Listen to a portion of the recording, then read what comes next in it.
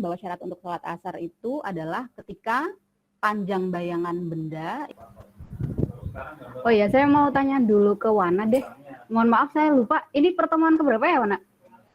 13 gitu? Waalaikumsalam. Iya Ibu, sekarang pertemuan ke-13, jadi besok terakhir. Oke, pekan depan ya? Minggu depan itu terakhir. Ya. Pekan depan terakhir, terus ya. pekan depannya terus lagi kan, kita UAS gitu ya? Ya Ibu, siap. Kalau untuk mata kuliah lain ada yang UASnya lewat tanggal 23 nggak? Kan barangkali sudah diumumkan. Ada Bu, mata kuliah yang fikih udah UAS tadi terus mata kuliah kinematika juga minggu depan, Ibu. Minggu depan itu berarti setelah 23 atau sebelum 23? Kayaknya sebelum deh. Enggak, sudah Bu, sudah 23. Oh, sesudah 23. Oke. Iya, Bu.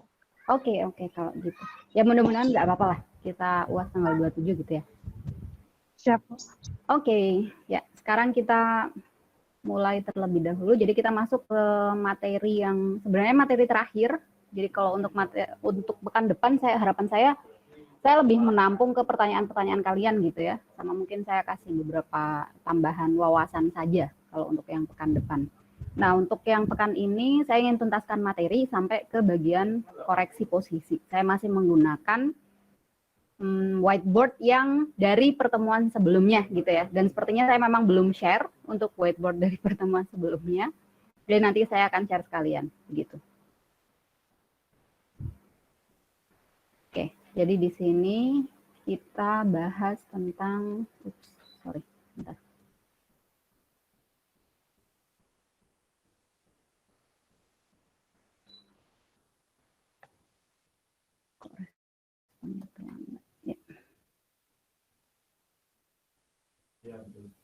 Oke, jadi kita akan bicarakan tentang koreksi posisi dan kita akan berfokus kepada dua koreksi. Yang pertama yaitu koreksi ketinggian dan yang kedua adalah koreksi akibat refraksi atmosfer begitu. Nah, yang pertama di sini kita bahas tentang koreksi ketinggian. Yang pekan lalu sempat ditanyakan oleh, saya lupa siapa ya, di bagian sini ini sudah ada, sempat ada intronya ya, pembahasannya begitu. Nah, jadi apa yang dimaksud dengan koreksi ketinggian gitu ya? Jadi kalau kita bicara tentang koreksi ketinggian, itu di sini kita membahas tentang pengaruh ketinggian pengamat dari permukaan bumi gitu terhadap apa yang pada akhirnya diamati oleh pengamat. Jadi pengamat yang berada di ketinggian tertentu dibanding dengan pengamat yang ada di daerah datar gitu ya, daerah yang selevel dengan permukaan air laut, itu maka yang diamati itu akan berbeda, sedikit berbeda yang diamati oleh pengamat tersebut meskipun ada di lintang yang sama atau bahkan bujur yang sama gitu. Jadi kalau teman-teman bayangkan, misalnya sekarang saya gambarkan bola bumi ya. Nah ini misalnya bola buminya. Nah ini bola bumi misalnya, kemudian ini pusat buminya. Bayangkan kalau misalnya teman-teman pertama melakukan pengamatan di sini gitu ya. Jadi tepat di permukaan bumi yang selevel dengan permukaan air laut. Maka kalian akan punya, kalau misalnya kalian ada di sini, itu kan arah atasnya sebelah sana. Berarti horizon kalian kalau di sini itu akan berupa bidang yang tepat tegak lurus terhadap radius jari-jari ini, gitu ya. Jadi bolehlah kita bilang sebagai vektor radius gitu ya, vektor radius jari-jari bumi dari pusat bumi sampai ke lokasi kita. Nah, jadi kalau ditarik bidang yang tepat tegak lurus dengan garis itu, anggaplah ini tegak lurus gitu ya. Nah, maka seperti ini. Ini adalah horizon pengamat. Untuk pengamat yang ada di sini dan berada selevel dengan permukaan air laut. Dan ini adalah jari-jari bumi. Gitu.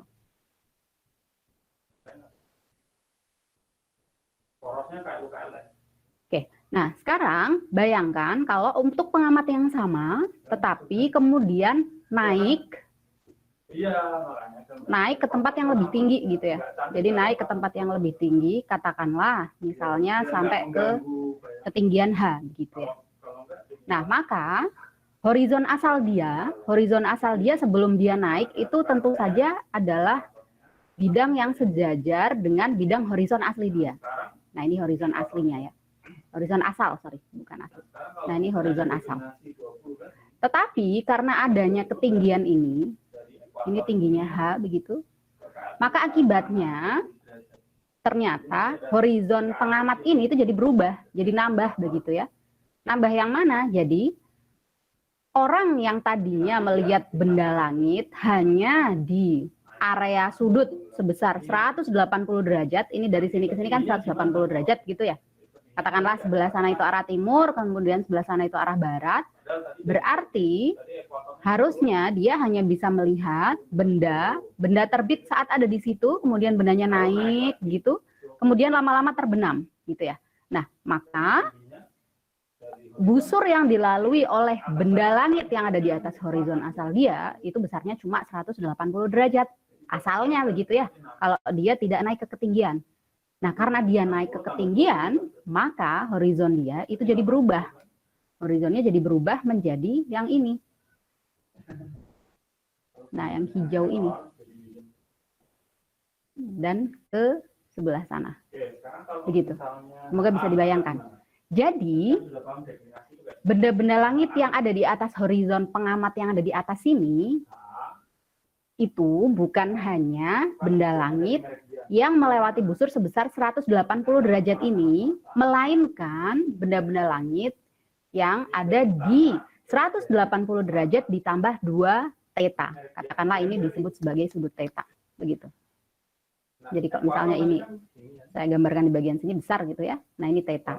Tentu saja yang bagian sini dan bagian situ itu pasti simetri gitu ya. Sehingga kita bisa melihat benda-benda langit di atas horizon kita kalau sudut mereka itu ada di sini gitu ya. Ada di 180 derajat ditambah 2 theta.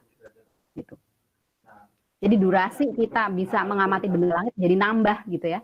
Yang tadinya kita cuma bisa melihat sebesar ini saja, sebesar busur ini saja, tetapi karena kita naik lebih tinggi sehingga ada tambahan theta dan theta saat dia baru terbit dan theta saat dia menjelang terbenam begitu. Jadi ada tambahan sebesar 2 theta. Sehingga efeknya adalah kita bisa melihat benda langit tersebut jadi lebih lama di atas horizon.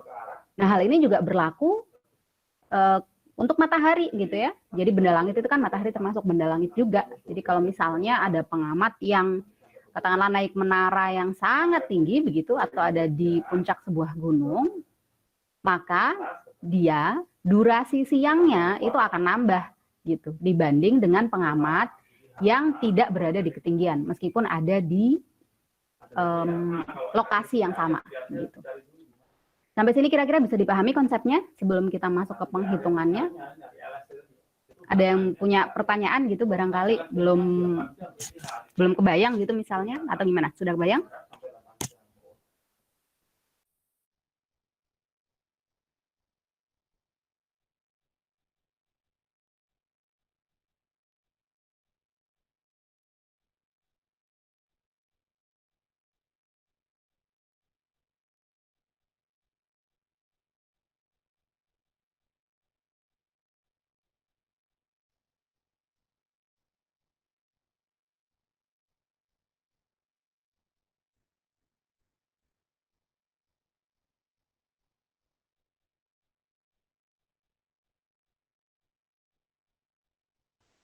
Oke, kalau tidak ada yang punya pertanyaan, saya anggap udah paham gitu ya.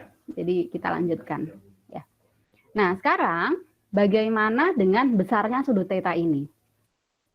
Nah, secara matematika gitu ya, secara geometri kita bisa lihat bahwa horizon ini selalu merupakan bidang singgung gitu ya. Selalu merupakan bidang singgung. Jadi kalau untuk horizon asal itu berarti bidang singgung tepat di pengamat. Nah, sekarang kalau misal horizon yang baru, berarti sekarang teman-teman bisa bayangkan ini tuh mirip seperti kerucut gitu ya. Seperti kerucut dengan bidang singgung yang hijau ini. Nah, titik singgungnya itu ada di sebelah mana? Titik singgungnya ada di sebelah sini sekarang.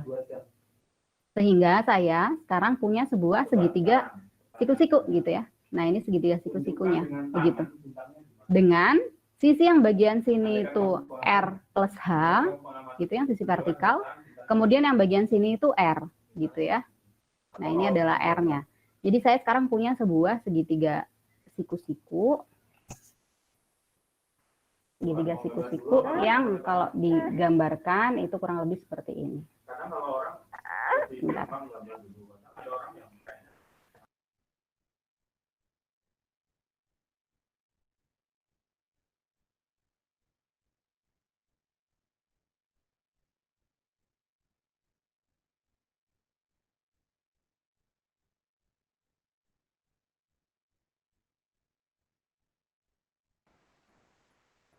Nah, jadi segitiga siku-sikunya kurang lebih seperti ini. Dan di sisi miringnya ini adalah R plus H, kemudian bagian situ itu R ya. Nah, selanjutnya ini kan theta ya. Ini theta. Di sini theta dan ini siku-siku. Maka artinya sudut yang itu 90 derajat dikurangi theta. Nah, jadi artinya 90 derajat dikurangi theta itu yang mana? Yang ini berarti. Jadi ini adalah 90 derajat dikurangi theta gitu. Kemudian karena ini segitiga siku-siku, maka nah di sini siku-siku, di sini 90 derajat kurangi theta, berarti theta itu akan sama dengan sudut yang ada di sebelah sini gitu ya. Nah, di sebelah sini seperti ini. Jadi dengan kata lain kalau di gambar asalnya theta itu yang mana? Theta itu akan sama dengan sudut yang ini. Gitu.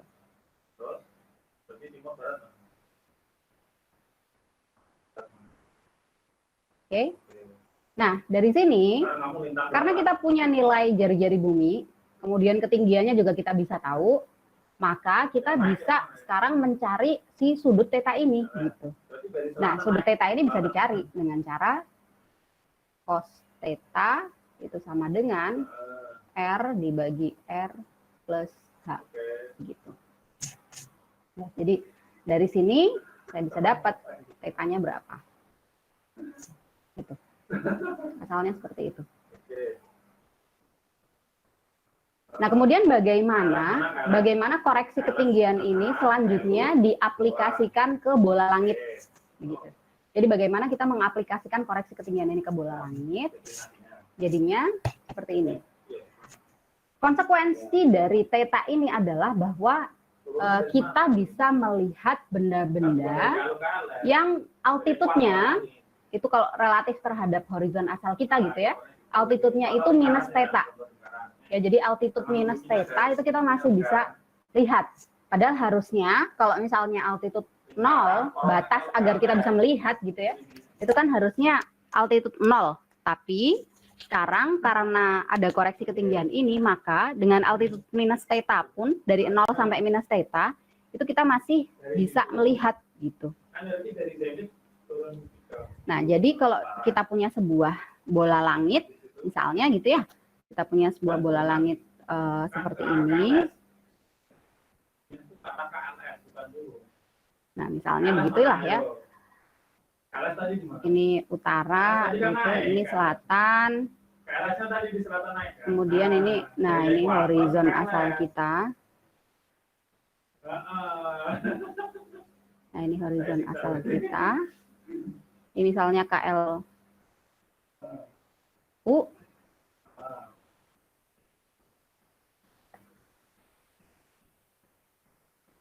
Kemudian di seberangnya adalah KLS.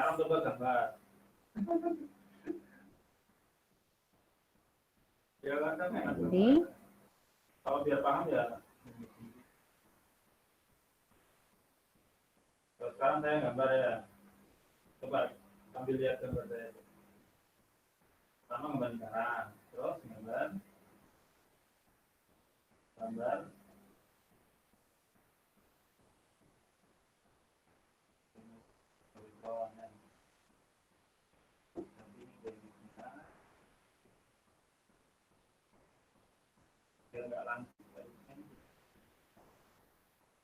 Nah, ini bola langit asal kita gitu ya. Jadi ini bola langit asal kita, horizonnya yang ini, kemudian lingkaran ekuatornya yang itu gitu. kemudian zenitnya ada di sana, nadirnya ada di bawah sana. Nah, sekarang kalau misalnya kita melibatkan koreksi ketinggian, maka kita tambahkan si sudut theta ini. Kita tambahkan sudut theta ini ke dalam sini. Jadi sudut dari sini sampai situ gitu, sampai horizon kita yang baru itu besarnya sebesar theta. Sehingga horizon kita yang baru itu jadi berupa lingkaran kecil, bukan lingkaran besar lagi gitu. Jadi batas terbit terbenamnya benda langit di bola langit kita itu berubah menjadi sebuah lingkaran kecil yang jaraknya itu theta dari lingkaran asal horizon kita gitu. Jadi ini adalah theta gitu. Artinya apa? Kalau misalnya saya punya matahari itu, matahari misalnya asalnya saat ada di sini dia itu sudah terbenam, tetapi karena kita berada di ketinggian, misalnya gitu ya, di suatu lintang tertentu gitu dan di ketinggian, maka akibatnya adalah matahari saat ada di titik ini itu belum terbenam, tapi dia masih harus melintasi busur gitu ya, dia masih harus melintasi busur lingkaran kecil sampai dia akhirnya terbenam. Nah, busur lingkaran kecilnya yang mana? Yang sejajar dengan ekuator. Pakai warna oranye.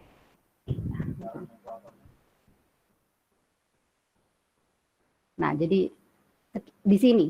Jadi matahari baru akan terbenam kalau dia sudah di titik ini. Jadi misalnya ini titik A, kemudian ini titik B gitu.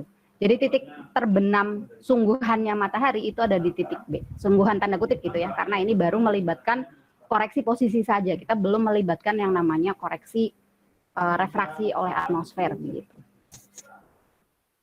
Gitu ya. Jadi nanti kalau misalnya diminta mencari, oh matahari terbenam, kalau misalnya pengamat di ketinggian tertentu, itu HA-nya berapa? Berarti kita harus cari posisi matahari yang ini, yang ada di titik B, bukan yang ada di titik A gitu. Jadi kita perlu mencari HA matahari di titik B, bukan di titik A.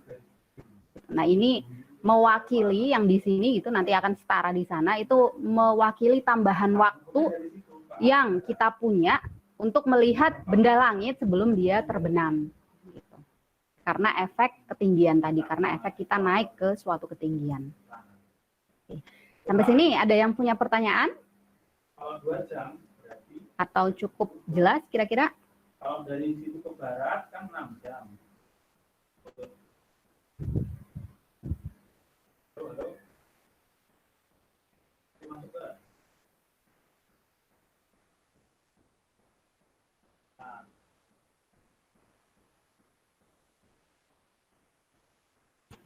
Suara saya masih masuk nggak ya? Masih, Bu. Oke, terima kasih. Kalau 2 jam berarti sepertiganya kan?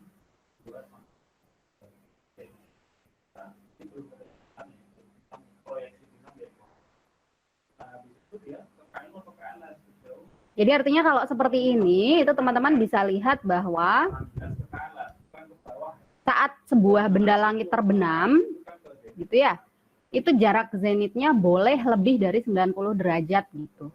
Ya, kan dia asalnya di titik A sini. Kalau misalnya di titik A itu berarti jarak zenitnya kan yang ini, gitu ya. Dari zenit sampai ke situ gitu. Nah, kalau yang ini itu pasti 90 derajat. Tapi sekarang karena ada efek koreksi ketinggian, maka jadi yang itu gitu. Konsekuensinya adalah si jarak zenitnya saat benda langit tersebut terbenam. Nah, itu jadinya itu 90 derajat ditambah theta begitu. Jadinya. Jadi koreksi ketinggian ini sebenarnya faktor geometri yang ya relatif sederhana gitu ya logikanya. Logika berpikirnya kalau kita ikuti relatif mudah gitu ya, relatif sederhana. Cuma nambah sebesar theta saja. Tapi tidak berarti HA-nya nambah sebesar theta. Nggak gitu ya, karena busurnya itu beda. Jadi theta-nya itu jarak sudut dari titik ini sampai ke situ begitu. Sementara tambahan HA-nya itu yang miring ini, yang miring atau kita bolehlah proyeksikan ke ekuator di sebelah situ gitu. itu tambahan HA-nya atau tambahan durasi waktu yang bisa kita hitung gitu ya, berapa lama kita bisa menghitung atau berapa lama kita punya tambahan waktu untuk bisa melihat benda langit itu terlihat di atas horizon gitu. Sudah paham nggak ada yang banyak juga. Oke, nah ini tentang koreksi ketinggian gitu ya. Nah, sekarang bagaimana dengan koreksi-koreksi yang lain?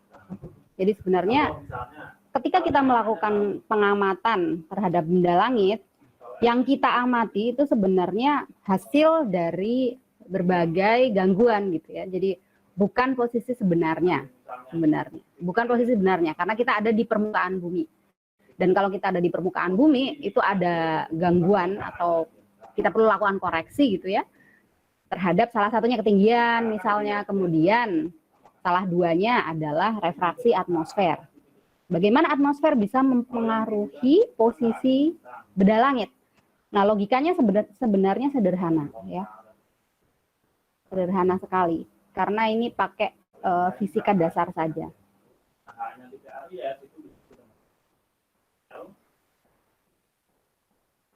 Nah, ini koreksi atmosfer begitu ya.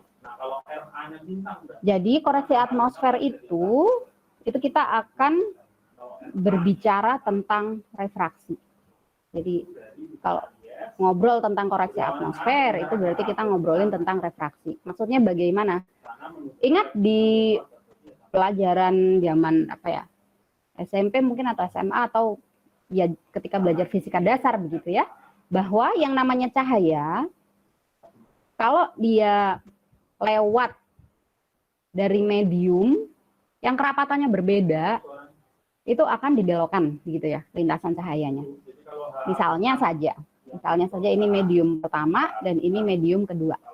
Nah, kalau medium kedua ini lebih rapat daripada medium yang pertama, misalnya N2, kurang rapat saja lah yang di atas, biar lebih mudah nanti dibayangkannya. Jadi kalau misalnya medium yang kedua itu kurang rapat dibanding medium yang pertama, ingat ya, N ini menyatakan indeks bias begitu ya. Indeks bias. Dan makin rapat suatu medium atau suatu material, maka indeks biasnya makin besar gitu. Nah, jadi sekarang kita bayangkan ada cahaya yang masuk dari medium yang kurang rapat menuju medium yang lebih rapat. Nah, misalnya arah datang cahayanya itu seperti ini. Ini misalnya saja ya. Maka sekarang kita bisa buat sudut relatif terhadap garis normal. Nah, ini garis normalnya. Nah, ini garis normalnya. Katakanlah ini saya sebut sebagai sudut I, sudut datang gitu, insiden. Kemudian karena materi yang satu ini lebih rapat, maka cahaya akan dibelokkan mendekati atau menjauhi garis normal. Kalau dia menuju medium yang lebih rapat.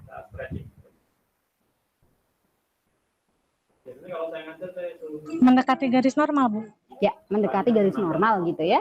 Jadi kalau dia lurus-lurus saja gitu, tidak dibiaskan, maka dia arahnya itu akan lurus ke sana gitu. Kalau tidak dibiaskan gitu ya. Kalau tidak dibiaskan kan dibablas ke sana. Nah, kalau menjauhi garis normal relatif terhadap arah lurusnya begitu ya. Garis normalnya ada di situ, menjauhi berarti kemana? Ya ke sana gitu ya. Nah, kalau mendekati kemana? Berarti ke situ, seperti itu. Nah, jadi kalau dia menuju daerah yang lebih rapat, maka efeknya adalah dia akan dibiaskan mendekati garis normal seperti ini. Jadi ke arah situ begitu ya, relatif terhadap arah lurusnya dia menuju ke garis normal. Nah, di sini itu kita bisa mendapati sesuatu yang namanya biasanya disebut sebagai R atau sudut bias gitu ya. Dan hubungan antara indeks bias dengan sudut datang dan sudut bias itu bisa dituliskan dalam bentuk seperti ini.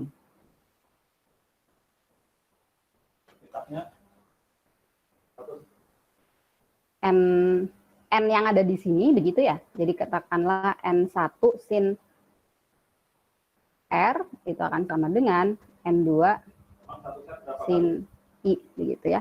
Itu hubungan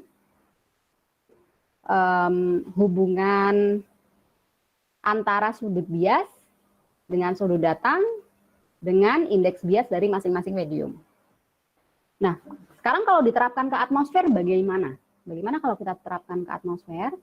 Sekarang bayangkan bahwa kita tinggal di bumi gitu ya. Bumi itu kan berupa bola gitu, tetapi dia berupa bola, tapi kan dia besar sekali. Jadi sekarang anggaplah atmosfer di tempat kita berdiri itu berupa sebuah bentangan datar gitu ya. Anggaplah seperti itu. Jadi misalnya ini adalah ground begitu, tempat kita berpijak, maka atas kita itu kan kalau kita berdiri di sini gitu, maka atas kita itu kan arah sana. Jadi itu adalah arah zenit kita. Nah, ini adalah arah zenit kita, begitu. Selanjutnya, yang penting selanjutnya adalah begini. Yang namanya atmosfer, makin dekat ke permukaan bumi, itu makin rapat. Jadi atmosfer itu secara bertahap, secara gradually begitu ya, itu akan makin renggang, makin jauh dari permukaan bumi. Sampai pada akhirnya di suatu titik, itu nanti akan tidak ada atmosfer sama sekali gitu ya. Jadi kita tahu atmosfer ada lapisan-lapisannya, ada troposfer, ada mesosfer, dan sebagainya gitu. Nah, yang paling dekat dengan permukaan bumi itu adalah yang paling rapat. Artinya kasus atmosfer ini bisa kita bisa menerapkan konsep yang ini, konsep sederhana ini ke dalam kasus atmosfer.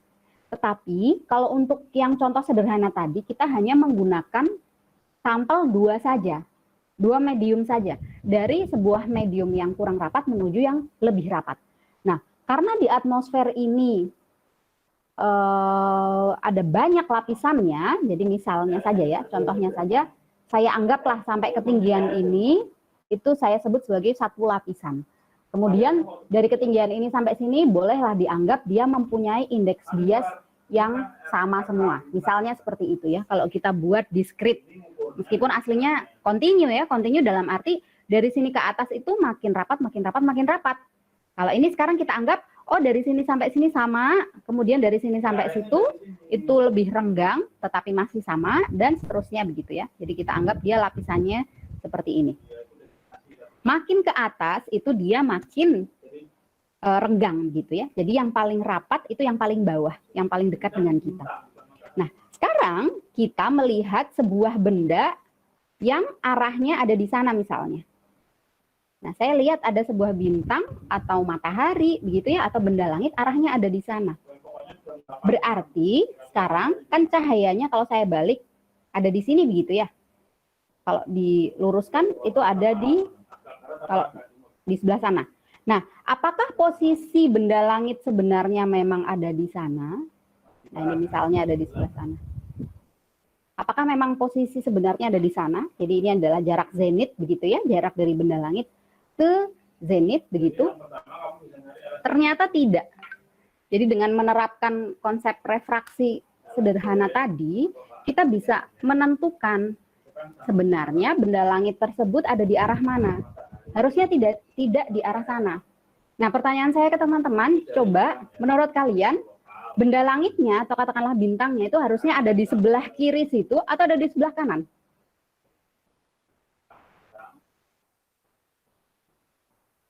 Dengan konsep refraksi yang tadi sudah kita pelajari dan kita tahu bahwa atmosfer berlapis-lapis dan makin ke atas dia makin renggang. Jadi harusnya bintang ini ada di sebelah kiri yang artinya lebih tinggi atau ada di sebelah kanan yang artinya lebih rendah posisinya dari posisi yang kita. Di sebelah kiri, Bu. Di sebelah kiri. Lebih tinggi. Jadi aslinya lebih tinggi. Kiri. Ya. Iya. Kiri lebih tinggi, Bu. Oke, sekarang kita lihat ya. Sekarang kita lihat. Kalau misalnya cahaya ini ada di sini, oke lah, ini mediumnya masih sama ya. Nah, kemudian di bagian sini, maka saya bisa membuat sebuah garis normal, gitu ya. Karena cahaya ini kalau dari sini ke situ itu masuk ke medium yang lebih renggang, artinya harusnya dia menjauhi garis normal, ya, karena yang ini lebih rapat, sehingga lintasan cahayanya itu menjadi seperti ini.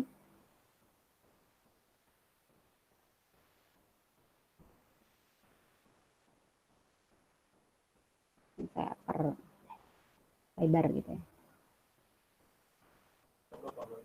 Jadi dia asalnya dari sini, kemudian dibiaskan karena menuju medium yang lebih rapat, oh mendekati garis normal gitu ya. Kalau tidak mendekati garis normal kan lurus ke sana gitu. Nah sekarang di sini dia ternyata mengalami proses pembiasan lagi begitu, sehingga dia asalnya ke sini begitu. Dan seterusnya. Nah, sehingga posisi asal bintangnya itu sebenarnya lebih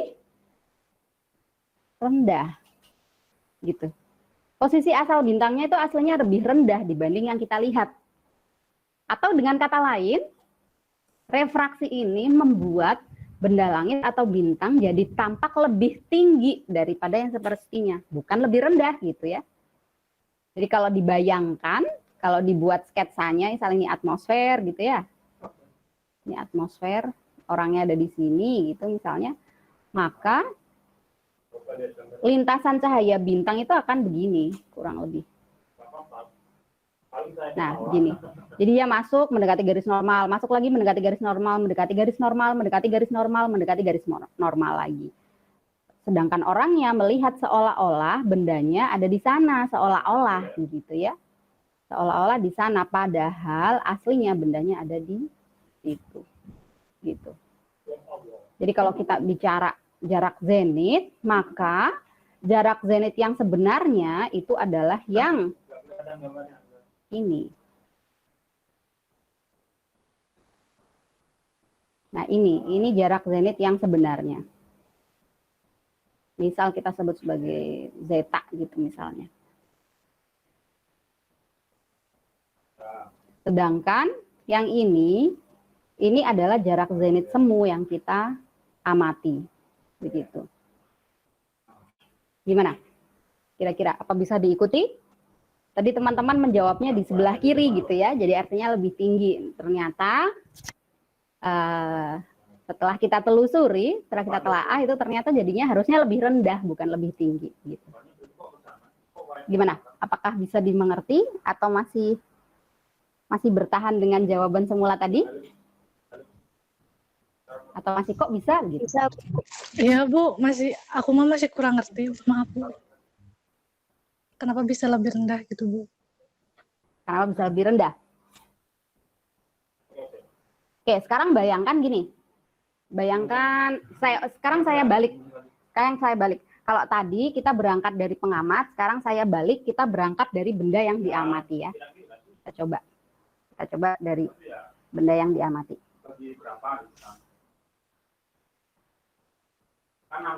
Bentar. Nah, kalau dari benda yang diamati, sekarang saya akan buat sebuah sketsa lagi ya. Di sebelah sini. Oke, misalnya saya punya lagi-lagi sebuah benda. Bintang lah atau matahari begitu. Ini cahayanya kan aslinya dari luar atmosfer. Cahaya aslinya dari luar atmosfer. Nah, kemudian cahaya ini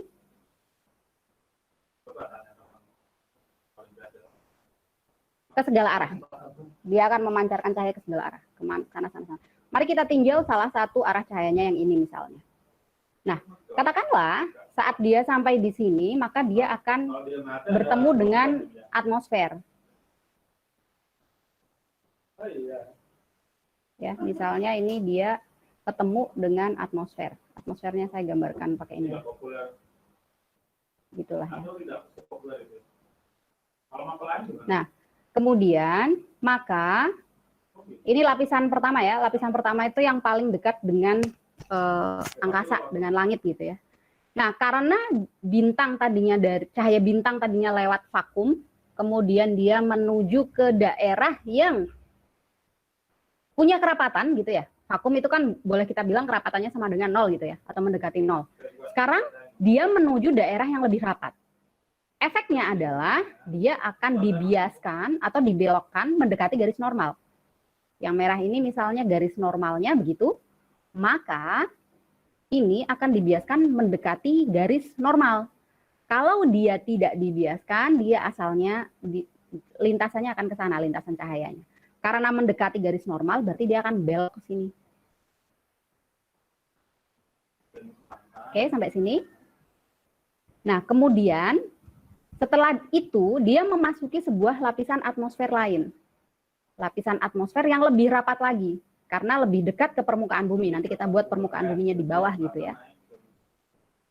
Titik temunya itu ada di sini. Maka kita bisa membuat garis normal yang baru.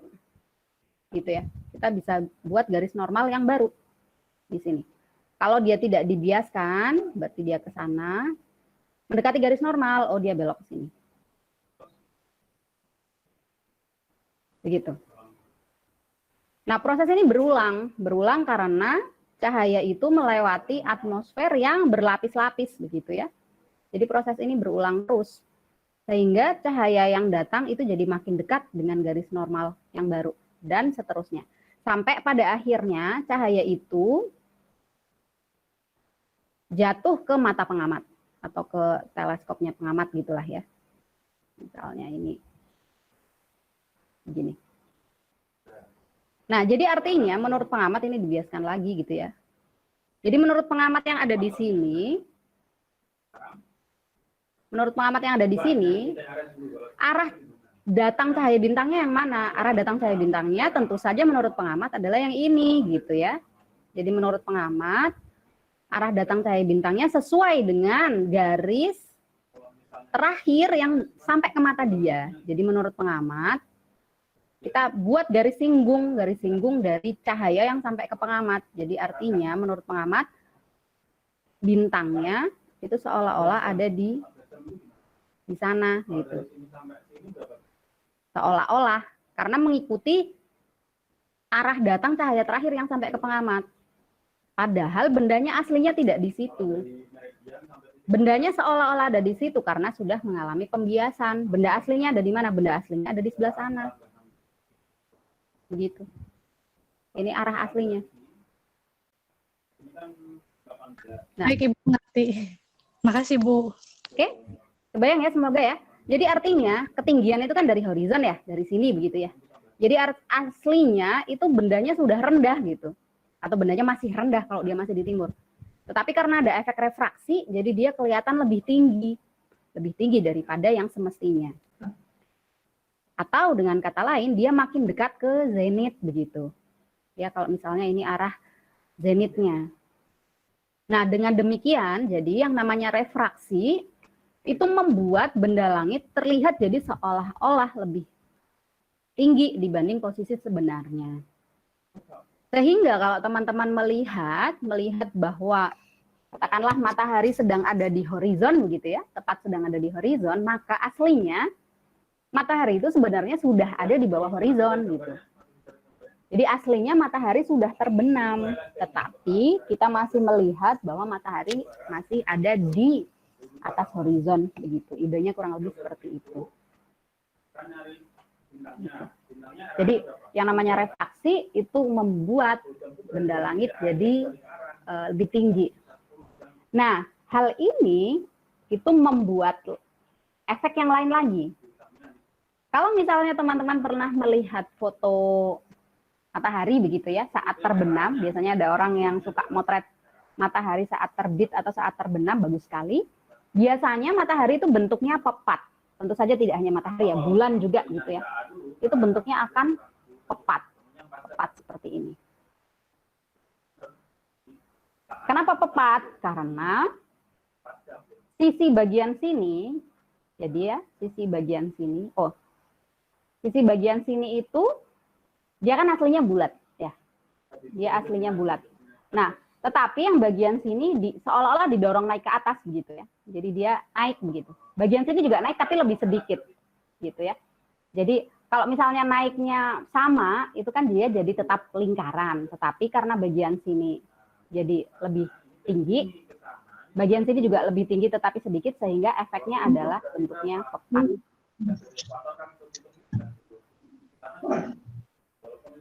Ada yang punya pertanyaan? Saya dengar ada yang bersuara.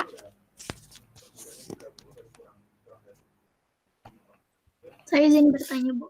Ya, silakan. Apakah apa sih? Ini tuh berlaku untuk semua objek atau benda langit yang kita lihat dari bumi gitu, Bu? Betul, betul. Ini berlaku untuk semua benda langit yang kita lihat dari bumi. Sebenarnya tidak hanya benda langit ya. Kalau misalnya kalian terbang gitu ya, terbang di atas gitu misalnya, terus pesawat begitu, pesawat yang kita lihat di atas itu juga sebenarnya mengalami efek seperti ini. Jadi intinya kalau misalnya kita lihat suatu benda begitu, itu sebenarnya cahaya, kita melihat suatu benda kan karena ada cahaya yang datang ke mata kita begitu ya. Nah, cahaya yang datang ke mata kita, kalau benda itu ada di ketinggian, itu sebenarnya sudah mengalami proses refraksi seperti ini begitu.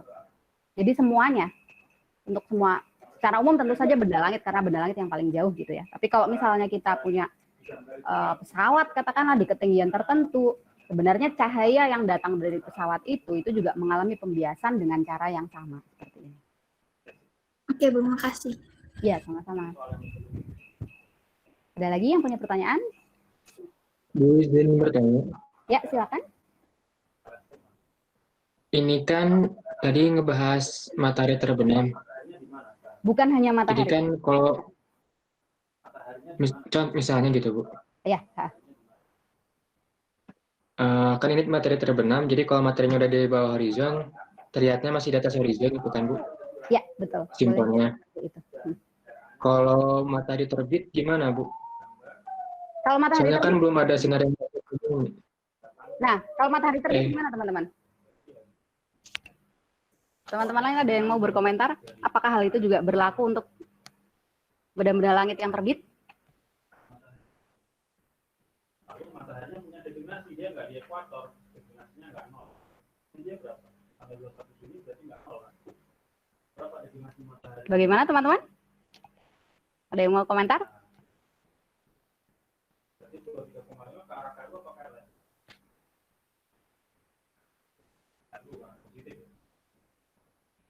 Tidak ada.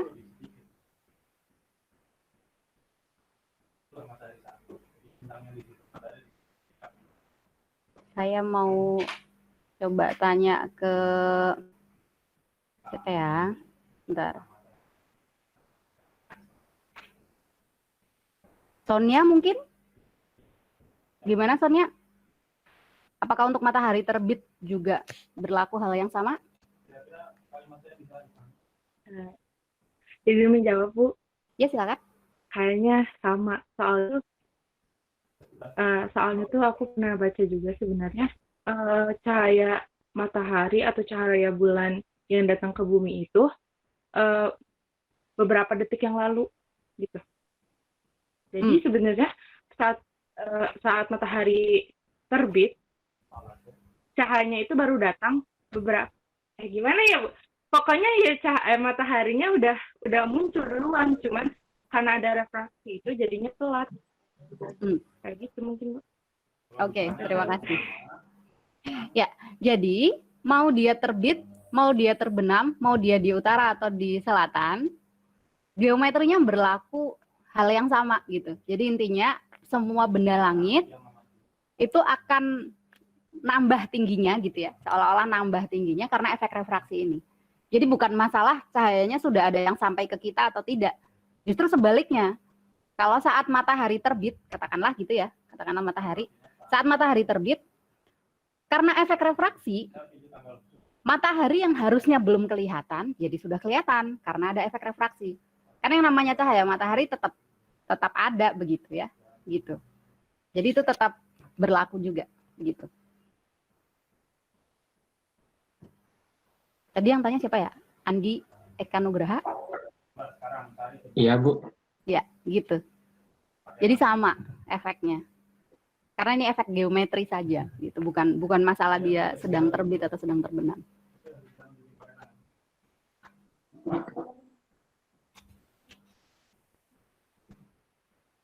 Bagaimana?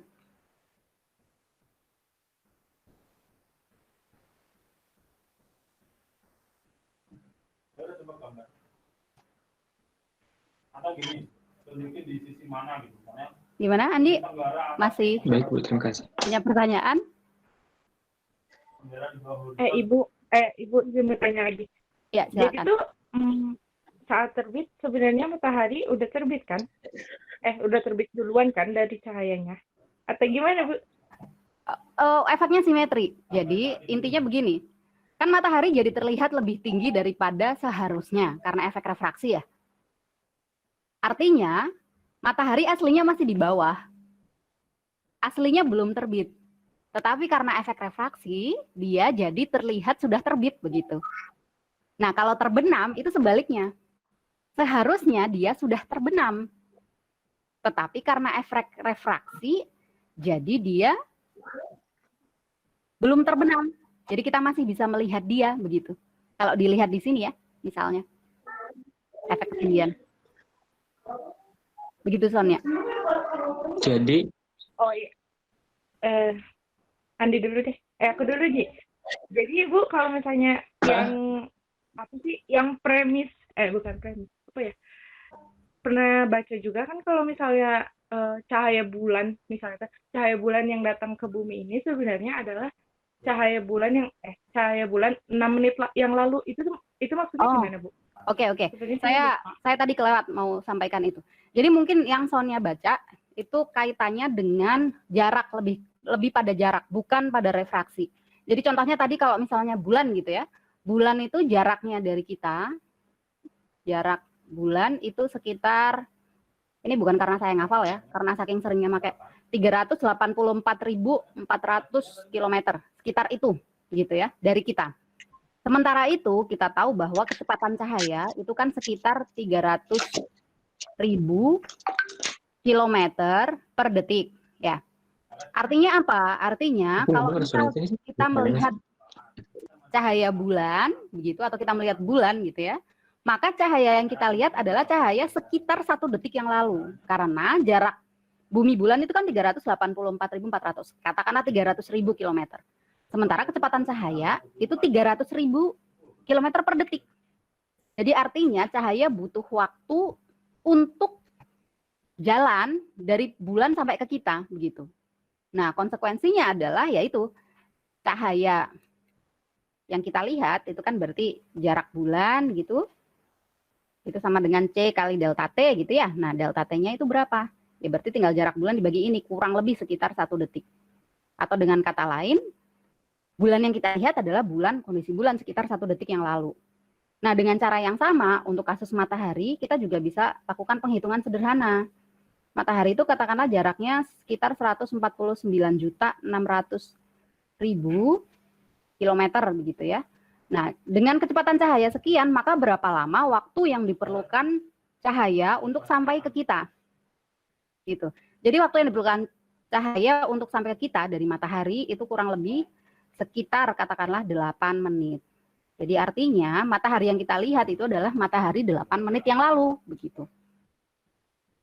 Jadi kalau misalnya tadi Sonia bilang, oh itu karena efek jarak begitu ya, misalnya matahari adalah matahari sekian menit yang lalu. Iya, betul. Jadi ini adalah matahari maupun bulan di masa lalu. Dan sebenarnya bukan hanya matahari dan bulan ya. Ini bisa diberlakukan ke semuanya. Kalaupun misalnya Sonia melihat teman sebelah begitu ya. Kan Sonia bisa melihat teman di sebelah itu karena ada cahaya datang dari teman sebelah ke mata Sonia. Nah, teman sebelah yang dilihat itu sebenarnya juga teman sebelah di kondisi masa lalu begitu. Cuman karena jaraknya dekat, jadi seolah-olah real time, padahal sebenarnya juga tidak real time begitu. Jadi idenya seperti itu, Sonia. Kalau kaitannya dengan cahaya bulan atau cahaya matahari yang sekian menit lalu atau sekian detik lalu, begitu. Jadi Ibu izin bertanya. Mhm. Jadi Ibu termasuk benda-benda kalau misalnya dibicara soal jarak, Mhm. kalau misalnya bendanya yang masih bisa dijangkau oleh kita, misalnya kayak TV gitu atau misalnya HP gitu, itu juga termasuk namanya cahaya sepersekian detik yang lalu atau real time, Bu? Betul, tentu saja Karena sama kalau saja. misalnya cahaya bulan malam, oh sama aja Bu, jadi termasuk ini juga Bu. Sama. Sekarang logikanya Termasuk begini. Masa lalu gitu ya. Logikanya begini sekarang. Kalau misal HP-nya ada di sini gitu ya. Ini HP. Ini mata. Mata ada di sini. Tapi kan jaraknya dekat sekali ya. Paling beberapa puluh sentimeter lah katakanlah ya. Jarak dari mata ke HP gitu kan. Kenapa mata kita bisa melihat HP? Karena ada cahaya ke HP atau cahaya dipancarkan oleh HP lah. Boleh ya. Mau dipancarkan atau ada cahaya datang ke HP kemudian dipantulkan ke mata kita. Nah ini cahaya gitu kan. Kan yang namanya cahaya tetap butuh waktu untuk sampai dari HP ke mata kita begitu. Jadi artinya jarak ini itu ya tetap C kali delta T. Cuman masalahnya karena D-nya ini kecil sekali gitu. Katakanlah cuman kita sebut berapa lah? 20 cm, 30 cm ya. Katakanlah 20 lah. Misalnya ini 20 cm, ya berarti delta T-nya kan akan kecil sekali begitu anak. Jadi oh iya Ibu. jadi ya boleh kita bilang hampir real time begitu. Tetapi sebenarnya apapun yang kita lihat itu tidak ada yang benar-benar real time. Cuman karena jaraknya dekat saja, jadi seolah-olah real time begitu. Oh baik Ibu, terima kasih Bu. Ya sama-sama. Nah jadi kalau bulan, matahari itu kan, ini kalau jarak segini itu boleh kita sebut sebagai 8 menit cahaya gitu. Yang artinya apa? Jadi kalau sekian menit cahaya atau sekian tahun cahaya, mungkin pernah dengar istilah seperti itu ya. Itu adalah satuan jarak, bukan satuan waktu, meskipun ada tahunnya. Jadi kalau seperti ini, oh berarti jarak matahari ke kita itu 8 menit cahaya.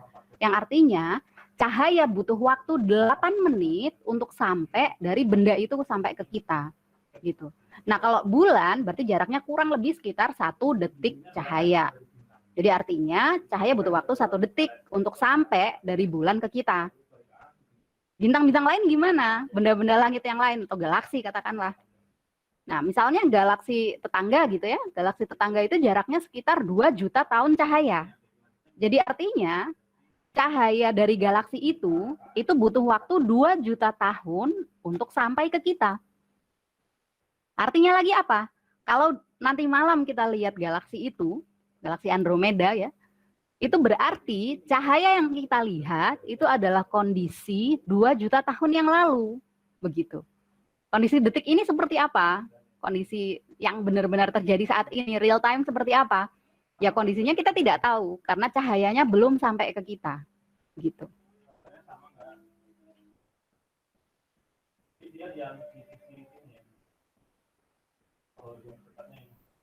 Sonia gimana? Tadi Sonia yang sempat bertanya? Atau Andi mau nambahin? Iya paham. Iya paham. Bu izin bertanya lagi. Silakan. Balik lagi ke refraksi tadi. Oke. Tadi kan Ibu bilang matahari terbit itu sebenarnya belum di horizon, tapi terlihatnya udah di atas horizon, berarti kan Bu? Betul. Berarti matahari terlihatnya lebih lama daripada seharusnya. Ya, betul. Betul. Itu efek refraksi seperti itu. Jadi karena efek refraksi, kita jadi bisa nambah gitu ya. Kita jadi bisa melihat benda langit lebih lama daripada semestinya. Betul. Efeknya jadi lebih lama. Ya Bu, terima kasih. Ya, sama-sama.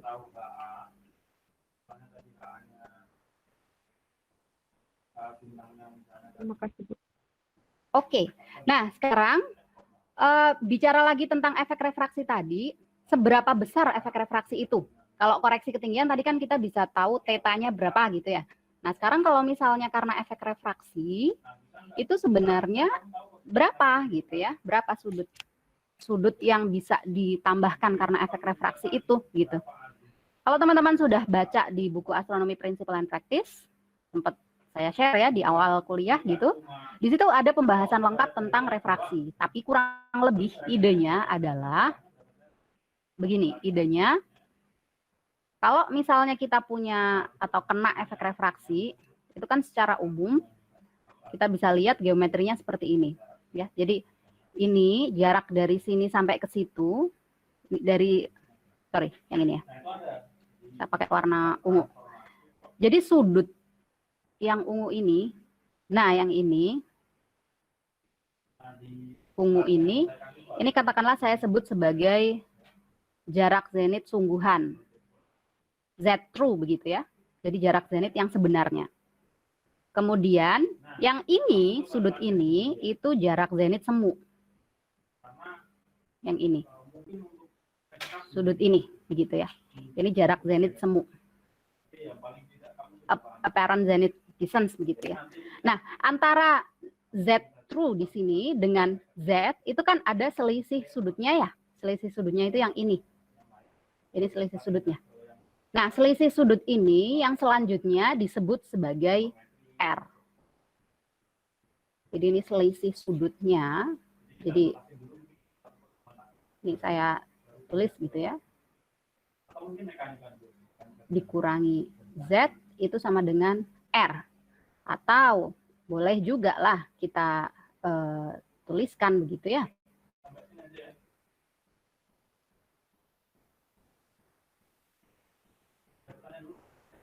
Kita boleh tulis ulang. Z true itu sama dengan Z ditambah R. Nah, R ini besarnya berapa? R itu besarnya setelah dikalkulasi begitu ya. Kan nilai refraksi atmosfer tadi sebenarnya berubah-ubah di setiap lapisan. Tetapi kalau di rata-rata, R itu bisa dihitung sama dengan K kali tangan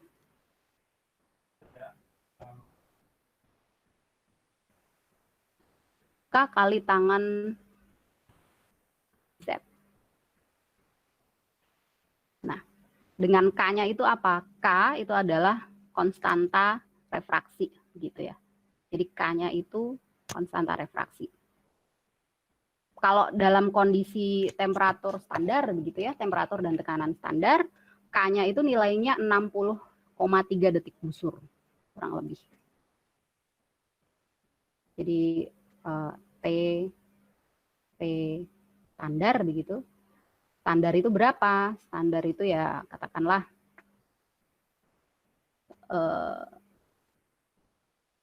0 derajat Celcius dan tekanannya 1 atmosfer ya. 1 atmosfer. Ini K itu sama dengan 60,3 detik busur. Itu K-nya sebesar itu. Begitu. Nah, sekarang masalah muncul sebenarnya saat dia makin dekat dengan horizon ya. Jadi persamaan ini tidak terus-menerus berlaku seperti ini. Kita akan punya tabel. Saya ambilkan tabelnya ya. Tabel yang menunjukkan kalau di ketinggian sekian itu nanti efek refraksinya berapa. Kalau di ketinggian sekian itu efek refraksinya berapa begitu ya. Jadi kurang lebih kalau dibuat tabelnya itu akan seperti ini.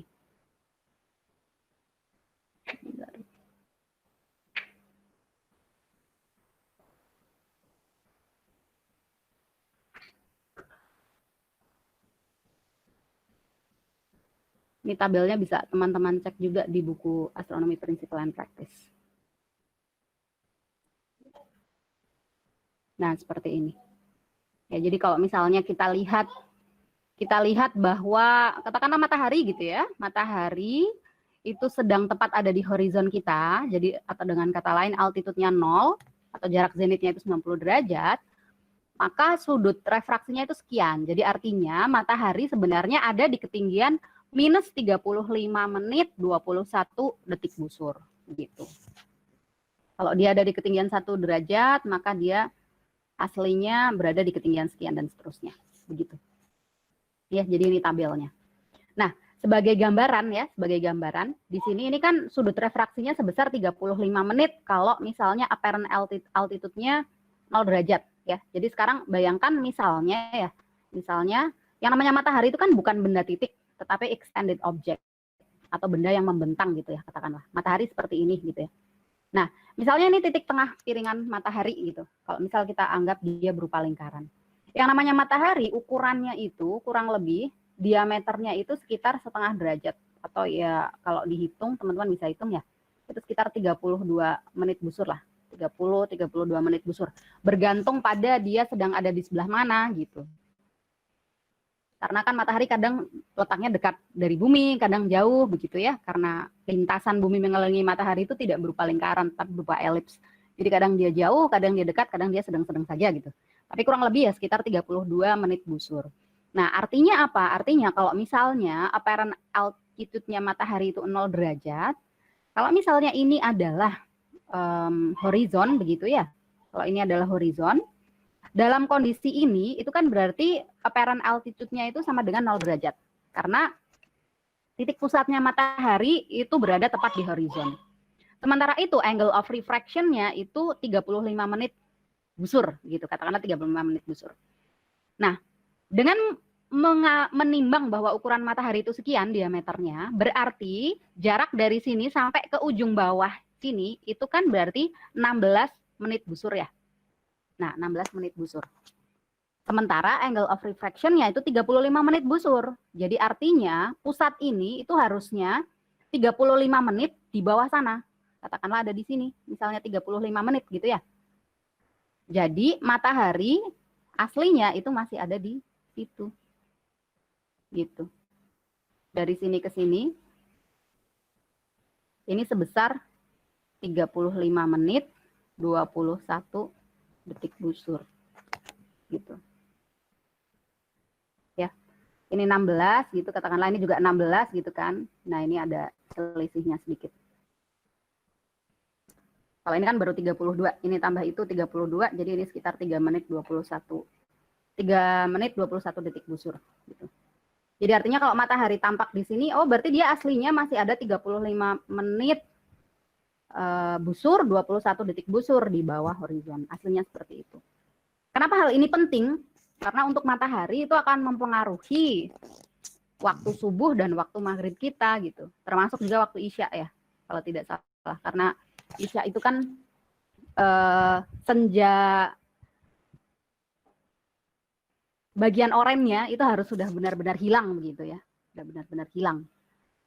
Jadi di sini nanti pengaruh refraksi ini akan mempengaruhi hal itu gitu, akan mempengaruhi waktu sholat, utamanya waktu-waktu sholat yang dekat dengan yang kriterianya itu melibatkan kriteria kecerangan langit dengan semburat dari matahari gitu. Nah kalau di astronomi sendiri itu kita mengenal ada yang namanya 3 istilah senja gitu ya. Senja ini sebenarnya kalau di kita itu kan senja itu cuman saat terbenam ya, tapi sebenarnya kalau kita bicara senja, twilight begitu, itu sebenarnya saat terbit pun itu namanya juga senja atau fajar gitulah ya kalau di kita. Jadi ini ada macam-macam senja atau fajar gitu. Kalau di astronomi itu ada yang namanya satu senja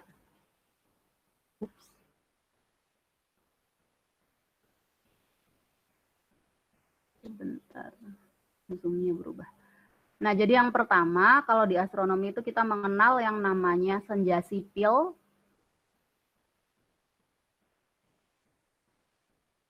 Yang pertama, senja sipil. Kemudian kita kenal juga yang namanya senja nautikal. Dan yang ketiga itu senja astronomis. Senja sipil itu biasanya didefinisikan saat ketinggian matahari gitu ya. Ketinggian matahari itu minus 6 derajat. Kalau ini saat ketinggian matahari minus 12 derajat, sedangkan kalau senja astronomis itu saat ketinggian matahari minus 18 derajat. Nah, biasanya seperti itu. Senja astronomis ini kondisi saat yang paling gelap. Gitu ya. Jadi saat matahari kondisinya sudah benar-benar ada di bawah horizon. Gitu.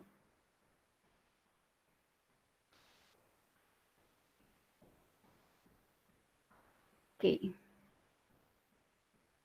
Nah, jadi gambarannya kurang lebih seperti ini kalau diilustrasikan. Saya bisa tunjukkan sebentar.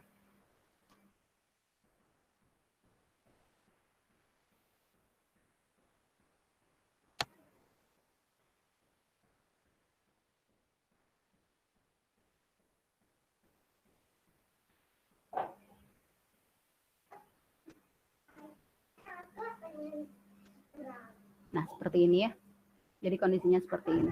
Ini saat kalau ini fajar gitu ya, dawn gitu. Jadi saat fajar, sipil begitu, kemudian ini nautikal dan ini astronomi. Nah, setelah itu, setelah matahari ada jauh di bawah horizon gitu ya, lebih dari 18, maka itulah yang kemudian didefinisikan sebagai malam. Sudah bukan senja lagi. Sudah bukan fajar lagi atau belum fajar gitu ya, istilahnya seperti itu. Oke, sampai sini ada yang punya pertanyaan lagi? Silakan kalau ada yang punya pertanyaan terlebih dahulu. Ibu izin bertanya. Ya, silakan. Kalau waktu sholat itu ditinjaunya dari hasil refraksi atau enggak? Oke, terima kasih. Nah, jadi begini, kita itu kan tinggal di bumi. Kita tinggal di bumi dan kita terkena efek refraksi, gitu ya. Jadi artinya yang kita perhitungkan adalah yang sudah terkena efek refraksi. Gitu. Jadi bukan yang belum terkena efek refraksi. Gitu. Jadi yang sudah. Oh ya, oke, makasih Bu. Iya, sama-sama.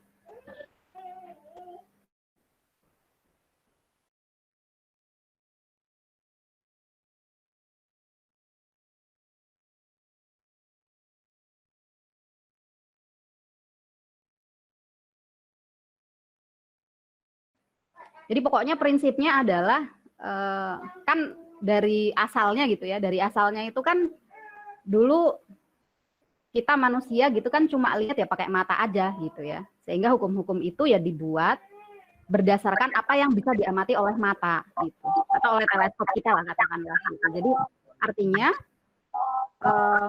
batas-batasnya itu ya dibuat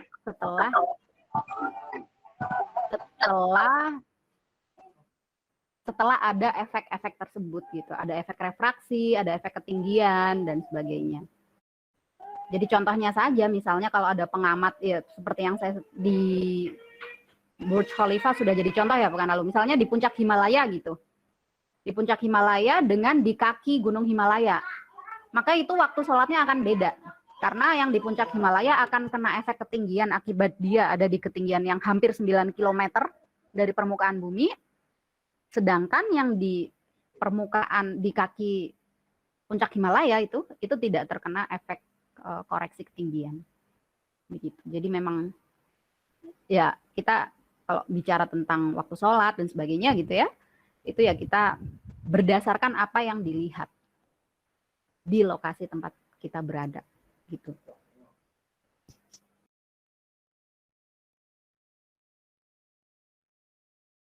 Meskipun sekali lagi tentu saja ada kondisi-kondisi khusus gitu ya, misalnya yang terlalu dekat dengan kutub itu kan bisa jadi secara alamiah tidak bisa memenuhi syarat-syarat yang disebutkan ya, gitu, secara hukum.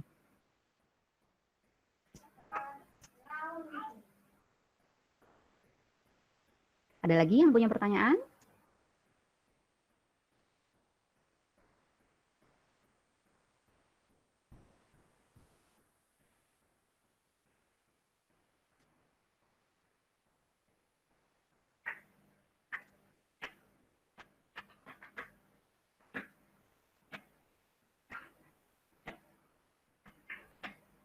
Oke, kalau tidak ada lagi yang punya pertanyaan, untuk kuliah hari ini saya cukupkan. Saya tidak akan memberikan PR untuk kalian gitu ya.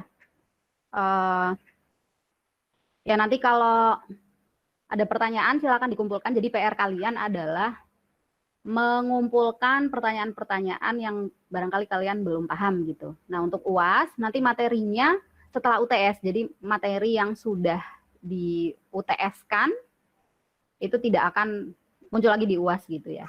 Seperti itu.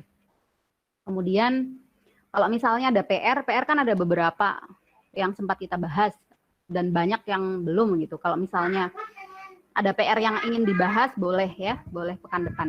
Silakan kalian kumpulkan kira-kira mana yang perlu dibahas, barangkali itu bisa menambah pemahaman kalian sebelum ketemu UAS di pekan depannya lagi. Begitu. Jadi kita sudahi dulu pertemuan sore ini. Terima kasih teman-teman. Selamat sore. Sebelum ditutup, mari kita berdoa terlebih dahulu. Berdoa dipersilakan.